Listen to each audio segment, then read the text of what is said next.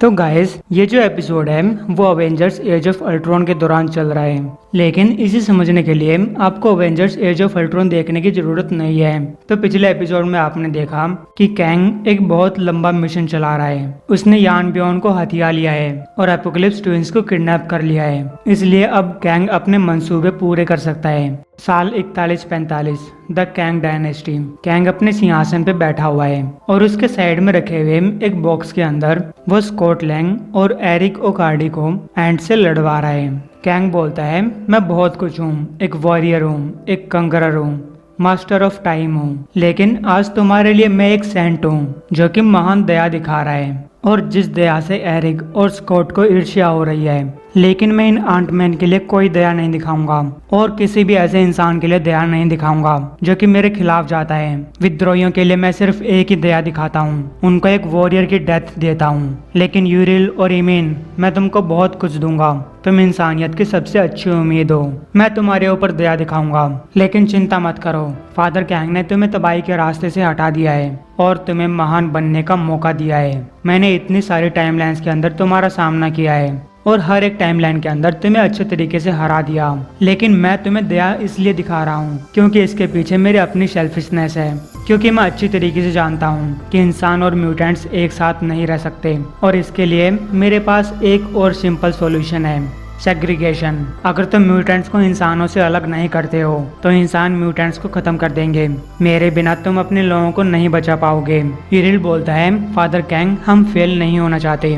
Kang बोलता है, तब तो हमें तुम्हारी तैयारी शुरू कर देनी चाहिए। तुम्हें अपने हाथों को खूनी करना होगा बिना किसी हेजिटेशन के, फिर चाहे तुम्हारे रास्ते में कोई भी क्यों ना खड़ा हो। यूरिल पूछता है, लेकिन क्यों? हमें एक लड़ाई के बारे में चिंता क्यों करनी चाहिए? हमें अपनी टेक्नोलॉजी का यूज करके टाइम में वापस जाकर उनको मार देना चाहिए। कैंग बोलता है, बोलने से पहले सोच लिया करो, अपनी बहन से सीखो। मासूम लोगों को मारने में कोई सम्मान नहीं है, लेकिन हमारे पास यही इकलौता रास्ता है और ये तुम्हें तुम्हारे आज के पहले लेसन तक पहुंचाएगा।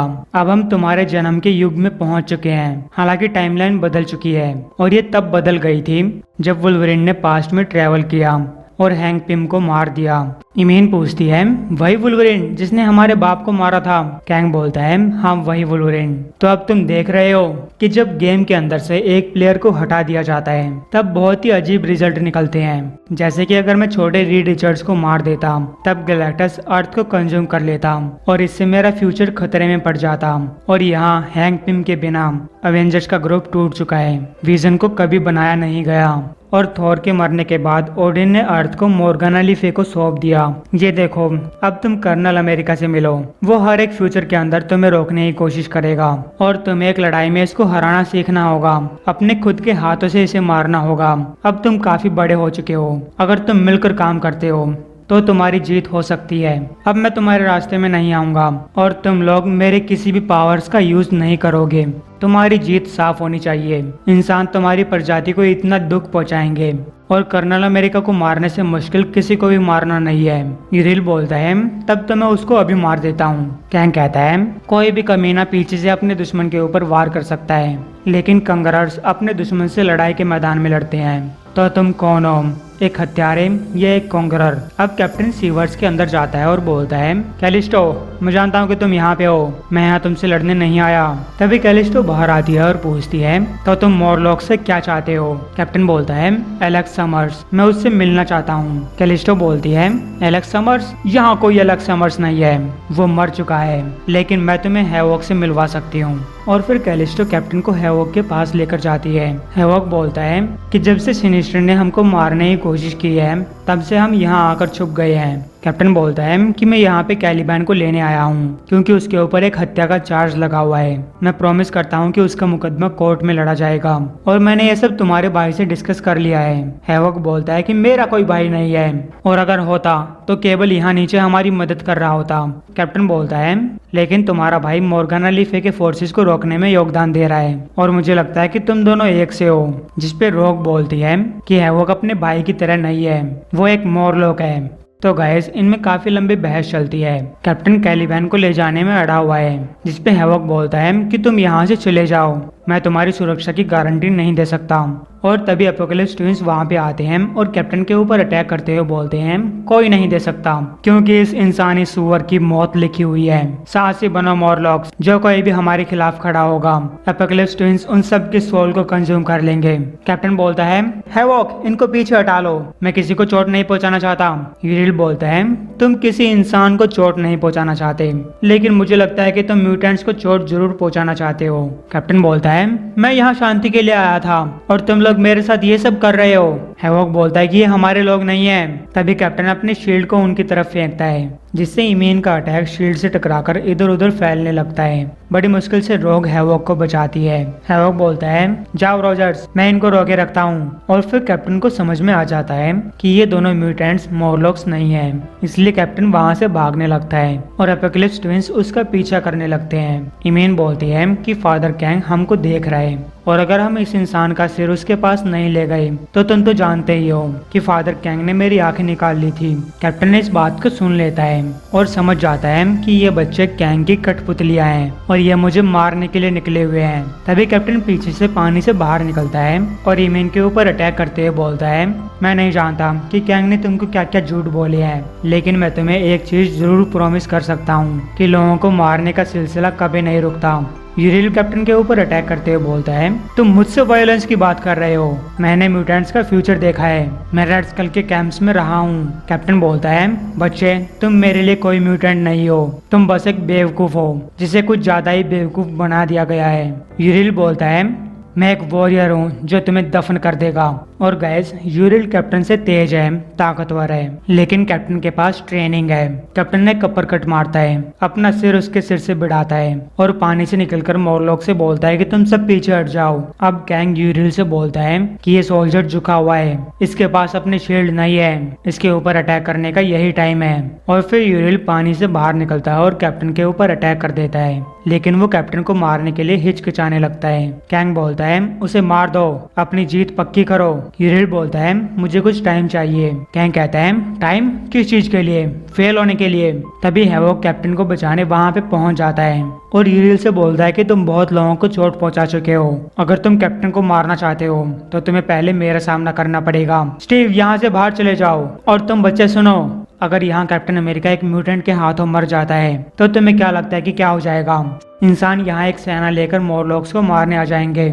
यूरिल बोलता है इसका दोष मुझे मत दो कि तुम अपने लोगों को नहीं बचा सकते। हैवॉक बोलता है कि एक इंसान को मारने से कोई सोल्यूशन नहीं निकलने वाला।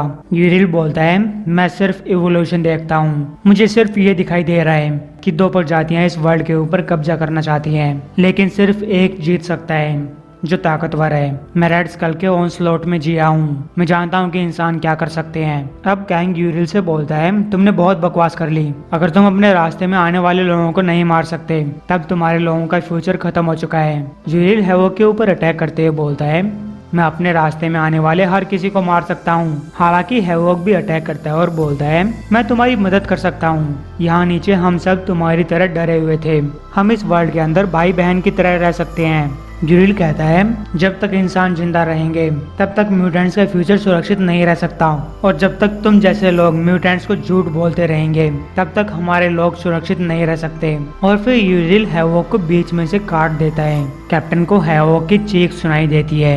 यूरिल बोलता है मैंने तुमको वार्निंग दी थी, मैंने फ्यूचर देखा है, मैं जानता हूँ कि अपने लोगों को बचाने के लिए ताकत की जरूरत होती है, कोई आइडिया की नहीं, और आने वाले फ्यूचर के अंदर उस लाल चेहरे वाले इंसान से कोई बातचीत नहीं कर पाएगा। कैंग बोलता है तुमने अपना पहला कदम ले लिया है, लेकिन अभी जीत दूर है, कर्नल अमेरिका अब भी जिंदा है। तभी वहाँ पे रोग आती है और यूरिल को भागने से रोक लेती है, और जब वो हैवॉक को मरा हुआ देखती है तो उसे बहुत गुस्सा आने लगता है। वो यूरिल से लड़ने लगती है और बोलती है तुम यहाँ मेरे हस्बैंड को मारने आए हो और तुम्हें लगता है कि तुम यहाँ पे कुछ काम करने आए हो, लेकिन मैं जानती हूँ कि तुम यहाँ पे मरने आए हो। लेकिन तब यूरिल रोग की छाती में अपने नुकीले पंख घुसा देता है और बोलता है कि मैंने तुमको वार्निंग दी थी, तुमने मेरे सामने कोई रास्ता नहीं छोड़ा, मैं यहाँ म्यूटेंट्स को नुकसान पहुँचाने नहीं आया। तब रोग यूरिल को टच करती है और ये जानने की कोशिश करती है कि ये कौन है, और इसके साथ साथ यूरिल को भी दर्द होने लगता है और वह रॉक को दूर फेंक देता है। रॉक बोलती है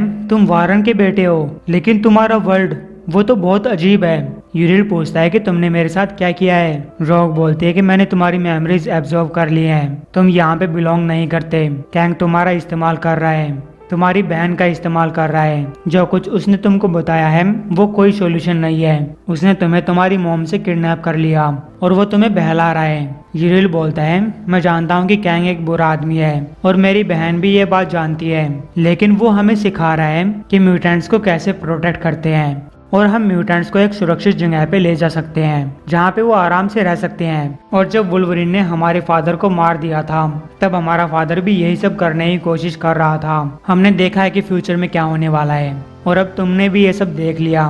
तुमने उन कैंप्स को देखा है और अब तुम्हें ये बात समझ में आ गई होगी कि रैप्चर ही इकलौता रास्ता है। रॉक बोलते हैं कि तुम्हें इसको रोकना होगा। यूरिल पूछता है क्या तुम्हारे लोगों में कोई ऐसा है जो तुम्हें ठीक कर सकता है, और फिर यूरिल रॉक को ठीक करने के लिए मोरलॉक्स के पास ले जाने लगता है। वो बोलता है कि मुझे माफ कर दो कि मैंने तुम्हें चोट पहुंचाई। मैं यहाँ तुम्हारे हस्बैंड को मारने नहीं आया था। मैं कसम खाता हूँ कि मैं तुम्हें बचाऊंगा। लेकिन तब उसके सामने ईमीन और कैंग आ जाते हैं और कैंग ईमीन से बोलता है कि तुम्हारे भाई ने अपनी पहली जान ले ली है और अब तुम्हारी बारी है। और फिर ईमीन रॉक के ऊपर अटैक कर देती है। मरने से पहले रॉक बोलती है अब भी इन सबको रोकने का टाइम है, ऐसा मत करो यूरिल। यूरिल बोलता है नहीं, इसको मत मारो, ये मरना डिजर्व नहीं करती। और यूरिल ईमीन के ऊपर अटैक करते हुए बोलता है वो एक म्यूटेंट थी, वो हमारे लोगों में से एक थी, हमें उसको प्रोटेक्ट करना था। कैंग बोलता है कि तुम्हारी बहन ने बस तुम्हारा काम पूरा किया है। यूरिल बोलता है कि वो कौन सा कॉन्करर होगा जो एक घायल औरत को मारेगा।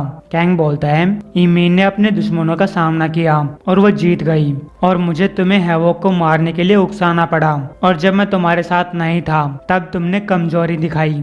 यूरिल बोलता है कि मुझे दया के अंदर ताकत मिल चुकी थी, जिस पे कैंग हंसने लगता है और बोलता है कि अगर तुम इन सब के ऊपर यकीन करने लग जाओगे तब तो म्यूटेंट्स को कोई नहीं बचा सकता।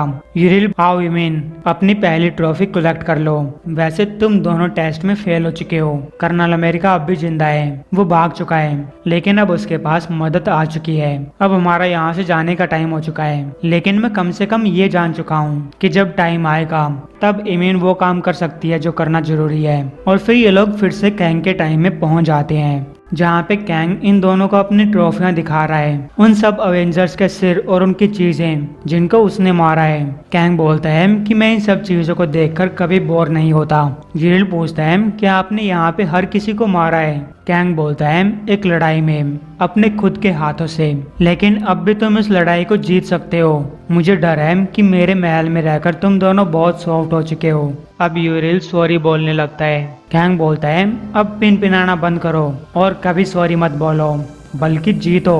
तब यूरिल ऊपर टंगी हुई एक चीज को देखकर बोलता है कि ये क्या चीज है, मैंने ऐसी कभी किसी ट्रॉफी को नहीं देखा। कैंग बोलता है कि ये यान ब्योन है, ये एक बहुत ही स्पेशल कुल्हाड़ी है, इसके ऊपर मंत्र फूके हुए हैं और ये किसी भी सेलेस्टियल आर्मर को तोड़ सकती है। इस हथियार का यूज करके मैंने उन सब को मारा है जिस किसी ने भी एपोकलिप्स की गद्दी पे बैठने की कोशिश की, और इसके बारे में मैं तुम्हें और तब बताऊंगा जब तुम वापिस आ जाओगे। अभी के लिए तुम्हें एजुकेशन के लिए भेजा जा रहा है। जिसपे ईमीन बोलती है कि मैं अपने भाई से अलग नहीं हो सकती, मैं भी उसकी पनिशमेंट को शेयर करूंगी।